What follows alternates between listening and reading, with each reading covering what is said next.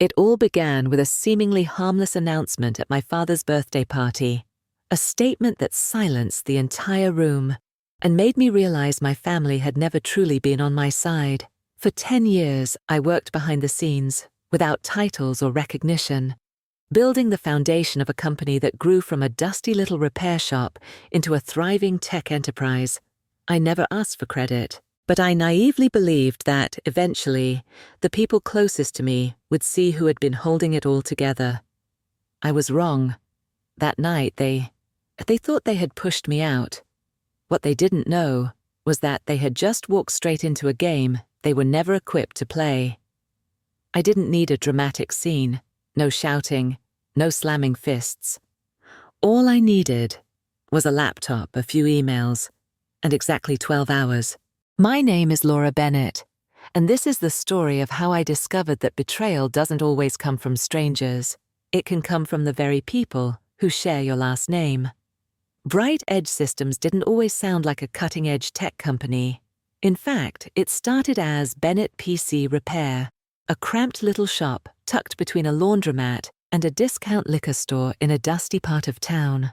My father, Frank Bennett, opened it over 20 years ago. Back then, it barely brought in enough money to cover our family's bills, but to him, it was everything.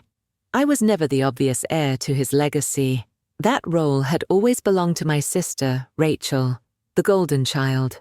Straight-A student, top-tier business school, networking cocktails before she was even legally allowed to drink. To my parents, especially my father, Rachel was born to lead something big, and me, I was the quiet one, the helper, the girl who stayed behind to man the front desk while taking computer science classes at the local university. "You're wasting your potential here, Laura," Rachel used to say every time she came home. "You should be aiming higher, not fixing broken printers."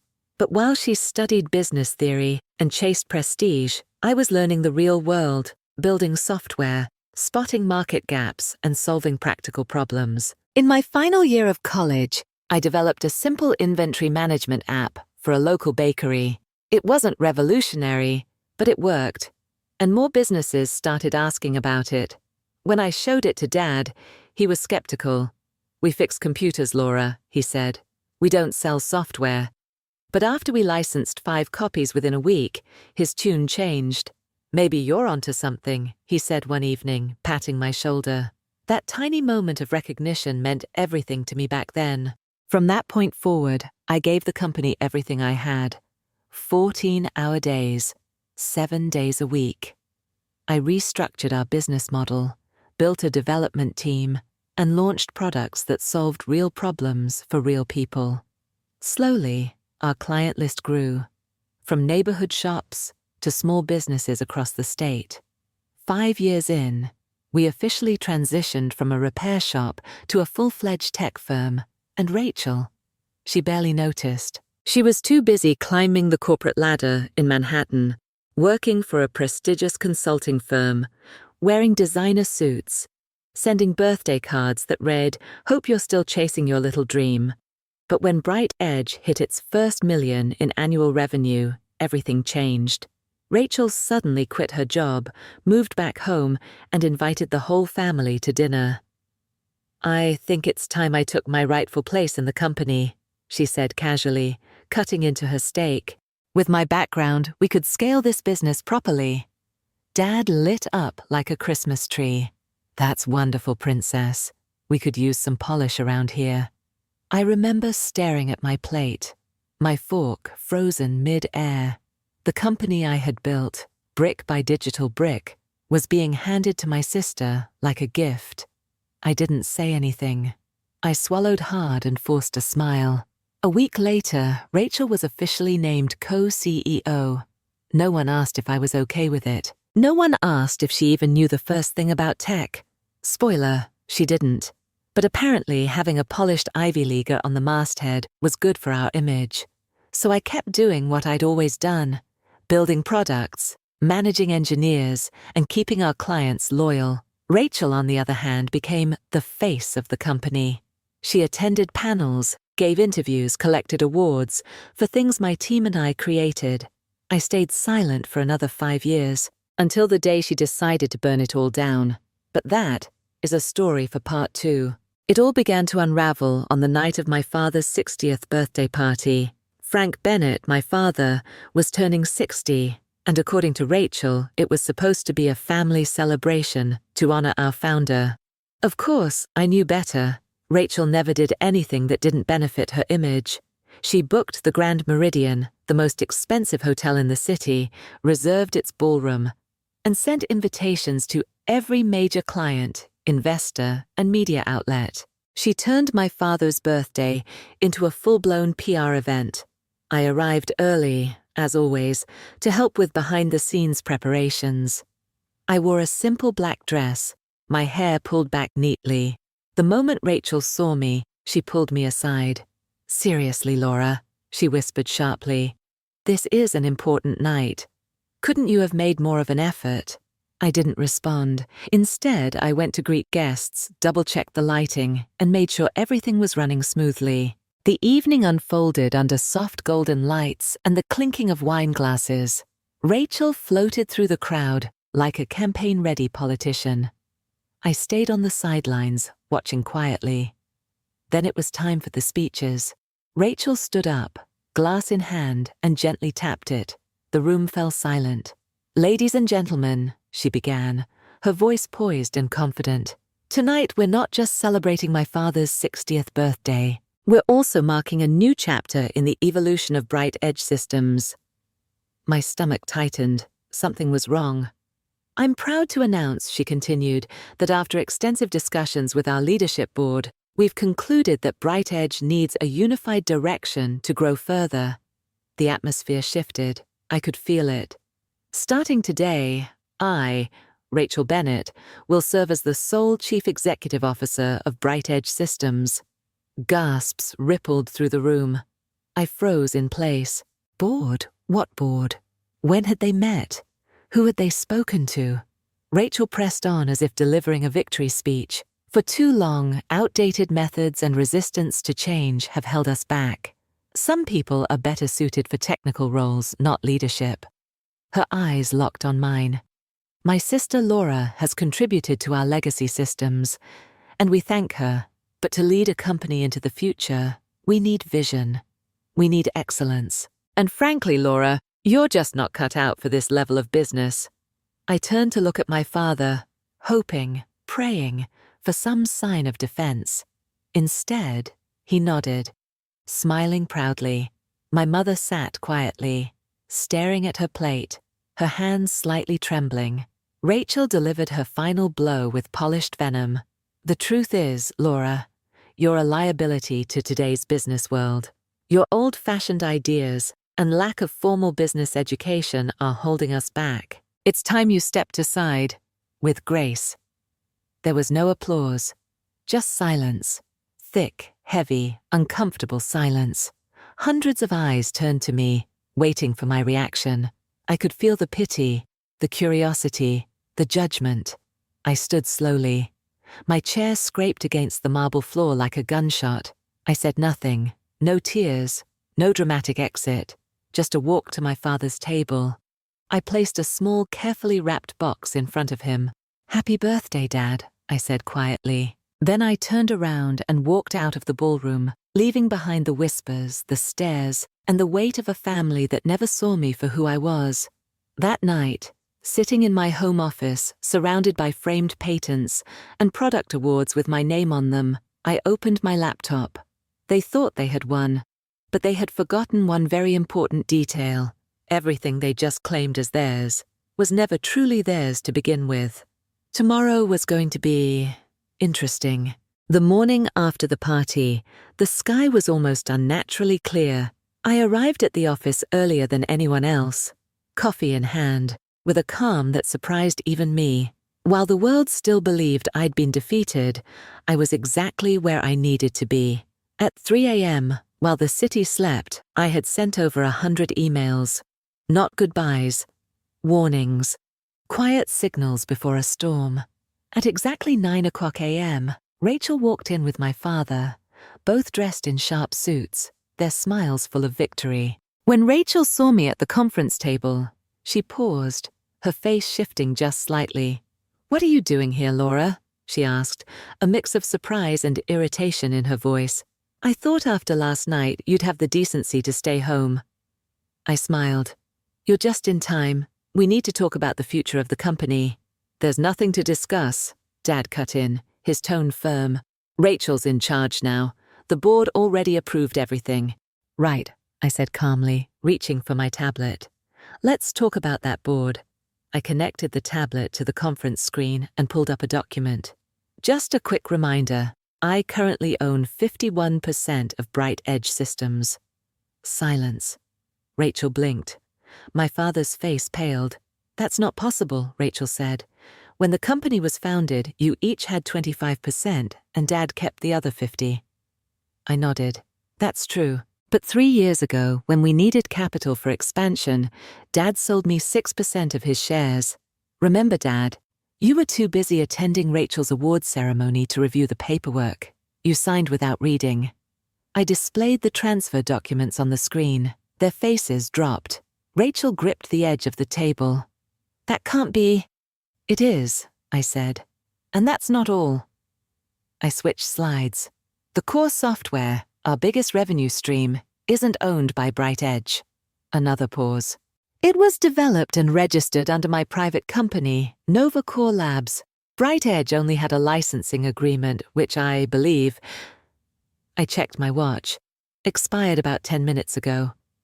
Dad slumped into a chair, realization hitting hard. "You mean those renewal papers you sent me last week? The ones you ignored because you were busy planning Rachel's party?" I said gently. "Yes, I decided not to resend them." Rachel's voice cracked. "You manipulative." "Careful, Rachel," I interrupted. "You may want to hear the rest first." I opened my inbox and projected it on the screen. Replies from our top clients. Dozens of them. I sent an update to every major client last night, informing them of the leadership change and my departure. Most of their contracts contain personal loyalty clauses. They signed with Bright Edge because of me, my name, my record. And as of this morning, I added, they've begun triggering their termination clauses. Also, most of our core developers, who, by the way, are employees of NovaCore, have accepted offers to join me. Outside the glass walls, I could already see staff whispering, checking their phones, reading the fallout in real time. Rachel stood frozen, rapidly refreshing her phone. "You can't do this." "I already have," I said calmly, standing up and smoothing my jacket. "Now, here are your options. Option 1. I walk away. I take my software, my staff, my clients, and my 51%, and Bright Edge collapses overnight. Option 2. You both resign. I take full control. You keep your shares, collect dividends, but have no say in operations. Rachel gets a generous severance package and a glowing reference for somewhere far away from here." The room was dead quiet. Rachel turned bright red, trembling. "You planned this from the beginning." I laughed softly without humor. "No, Rachel. I spent 10 years being a good daughter, a good sister. You spent 10 years taking me for granted. I planned this," I checked my watch, "about 12 hours ago, right after you stood in front of a room full of people and called me worthless." My phone buzzed. Another client termination confirmed. I looked up. "Time's running out. What's it going to be?" Within the hour after my ultimatum, everything unfolded like a perfectly written script, except I didn't need to act. My lawyer arrived with a thick stack of documents. Rachel, unusually quiet, leafed through them page by page, her face growing paler with each turn. My father, Frank, sat in the corner of the conference room like a man whose world had just been flipped upside down. His eyes were red, but he said nothing. I didn't feel triumphant. I didn't feel satisfied. I felt empty. We signed the necessary papers in near silence. No yelling, no resistance, just resignation. By noon, it was official. I was now the sole CEO of Bright Edge Systems. I sat down in the chair my father had occupied for decades. Through the tall glass windows, the city sparkled below, calm, oblivious. And I realized something. I had won. but it didn't feel like winning. Behind me, two shadows slowly exited the room, one a man who had once called me kiddo with pride, and the other a sister who used to braid my hair and later tried to erase me. That afternoon passed in quiet motion. I met with the product team. I reassured clients. I signed new agreements with developers from Novacore Labs. The transition was smooth, efficient, almost surgical. The employees didn't cheer, but they stayed, because now they finally knew who had been building this company all along. That evening, as the office emptied out, my mother Margaret appeared at my door. She carried a small tote bag in one hand and something unreadable in her eyes. "You're still working?" she asked gently. I nodded. "There's a lot to clean up." She walked in and placed the bag on my desk. Inside was the same birthday gift I had left for Dad the night before, still wrapped. "He hasn't opened it," she whispered. "He's been sitting in his study all day. He won't speak to anyone." I said nothing. "Laura," she said, her voice softer than I'd ever heard it. "Did it have to end like this?" I looked at her. Her face carried both sorrow and understanding. I hadn't wanted to hurt her, but I had run out of choices. "I gave them a chance," I replied, my tone calm but firm. "But last night, in front of a room full of people, they chose to humiliate me. That wasn't a mistake. That was a decision." She lowered her gaze and nodded slowly. After a pause, she asked, "What now?" I turned the screen of my laptop toward her. It showed the blueprint for BrightEdge's future. New products, market expansions, the recruitment of fresh talent. Ideas I'd shelved for years, while waiting for approval from people who never respected me. Her eyes followed the plan, and for the first time in a long while, she nodded, not out of politeness, but in quiet recognition. "You've always been brilliant," she murmured. "Your father just never knew how to see it." I didn't respond. I didn't need to. Later that night, I sat alone in my new office, the city lights stretching endlessly below me.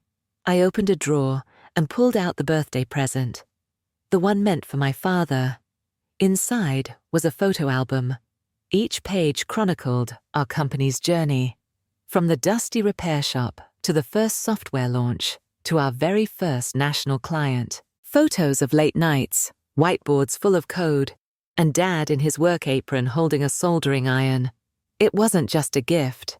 It was a reminder, a quiet testimony to everything we had built together, and now, to everything we had lost. I closed the album and returned it to the box. Not yet. One day, maybe, but not yet. The first week after I officially took over BrightEdge Systems passed like a whirlwind.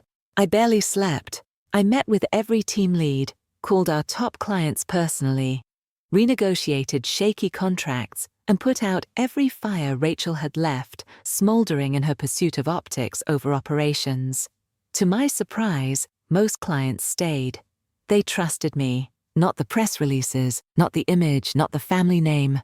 Me. I announced a full-scale restructure, trimming bloated roles, bringing in the core developers from Novacore Labs, and launching several product lines I had shelved for years, rejected previously for being off-brand by Rachel.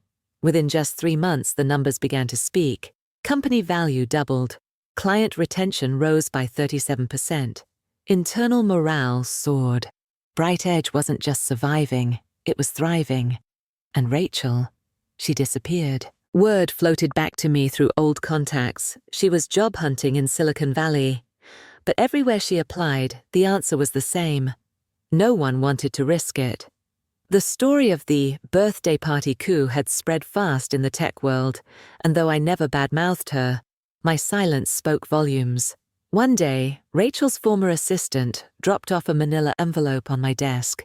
Inside, a request for a letter of recommendation. "She's hoping you won't hold things against her," the assistant said, almost apologetically. I read Rachel's handwritten note.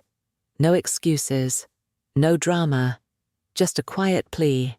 I took a deep breath and wrote, "Rachel Bennett has strong communication and branding skills.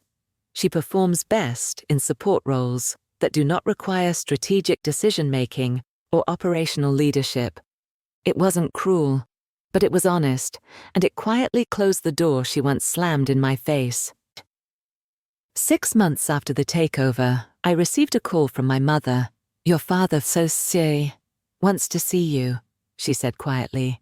"Not about the company, about, everything else." I agreed.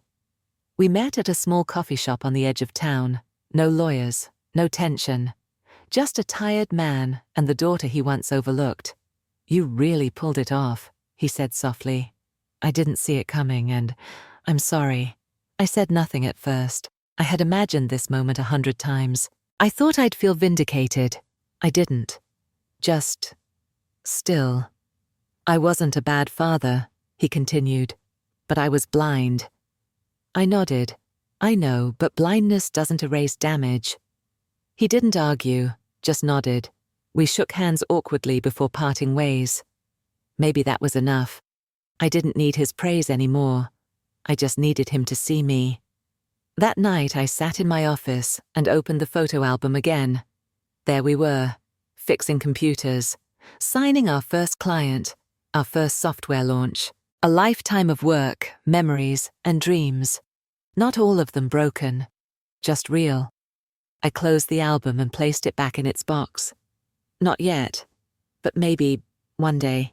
1 year after I took full control of Bright Edge Systems, the company had tripled in value. We didn't just retain old clients, we brought in dozens of new ones.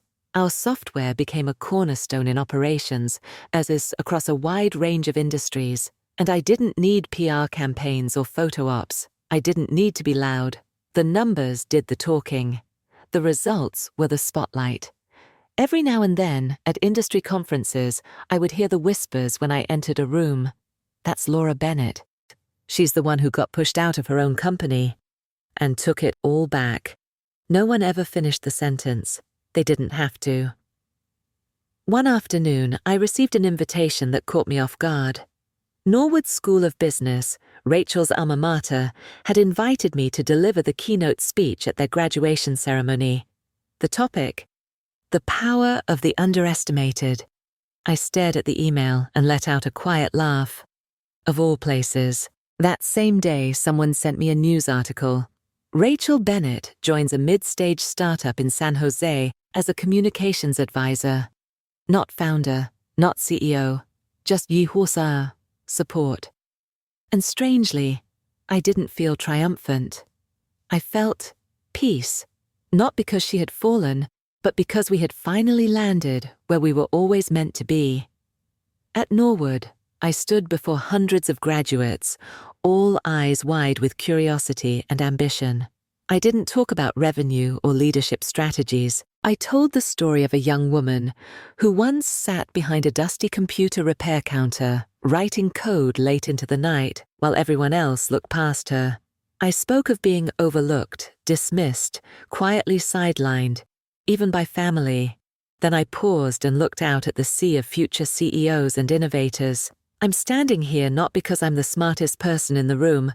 I don't have an MBA. I didn't graduate top of my class. But I know what it means to be underestimated, and I know how to turn that into fuel, into clarity, into unshakable direction. The applause wasn't thunderous. It was steady, real, earned. Not for my success, for my survival. That evening, I received a text from an unfamiliar number. "Thank you for not destroying me the way I once tried to destroy you. Rachel."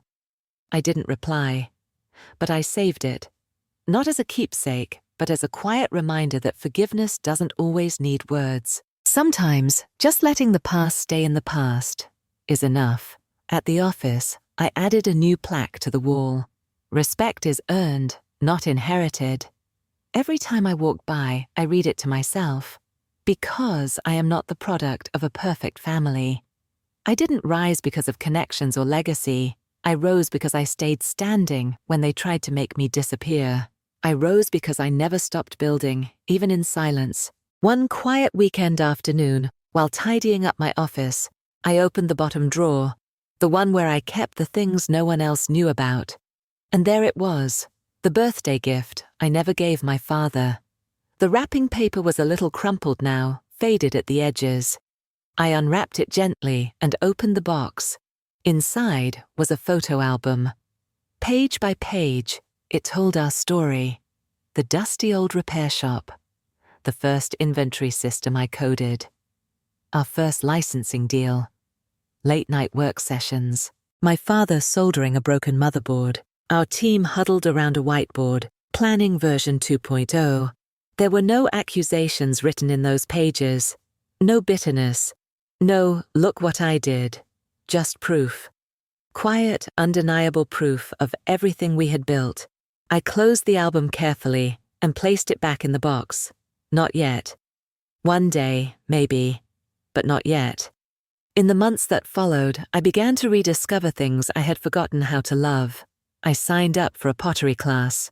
I adopted a rescue pup named Pixel. I started mentoring young women in tech who had big dreams but no powerful last name to open doors for them. I turned down several acquisition offers. Bright Edge wasn't built to be sold for headlines. It was built to solve real problems, create real value, and make space for people who had once been dismissed the way I was. Sometimes, Mum and I had lunch together. She rarely spoke about Dad anymore, but her shoulders looked lighter. Once, while folding a napkin at our usual diner, she asked, "If you could go back, would you do it differently?" I thought for a moment, then shook my head. No, because if they hadn't underestimated me, I would have never known how strong I really am. One crisp fall morning, I received an invitation to speak at an international Women in Tech summit.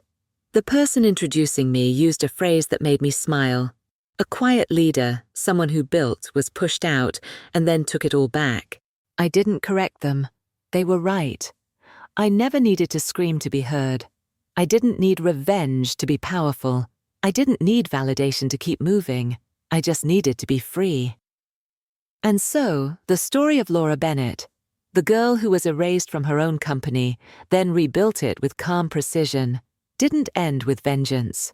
It ended with a kind of peace that only comes when you've proven, beyond all doubt, that you were never the weak one. Sometimes, the best revenge isn't destruction. It's living a life so whole, so undeniable, that those who tried to erase you are forced to live with the echo of what they missed. And sometimes, forgiveness isn't about setting them free. It's about setting yourself free.